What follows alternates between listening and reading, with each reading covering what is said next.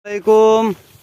হ্যাঁ ভাইরা, আপনারা যদি কেউ ধান কাটা কাজ করুন তাহলে চলে আসেন কেশরহাট। এই যে দেখেন পানি নাই, একবারে শুকনা, এনাও পানি নাই।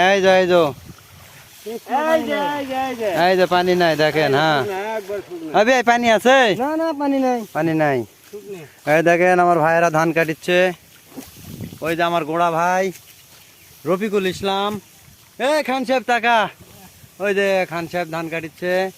আর আমরা ধান কাটা কাটা এই যে রাখতেছি ফাইন একটা নৌকা। এই যে নৌকা, এই যে আমার এই নৌকার মাঝি হচ্ছে আমার ভাই। কি ভাই, নৌকার তেল মোবিল লাগে না এমনি চলে? তেল মোবিল লাগে। ও, তেল মোবিল লাগে। দেখেন নৌকা, এই যে নৌকার ধান কাটা দিচ্ছি।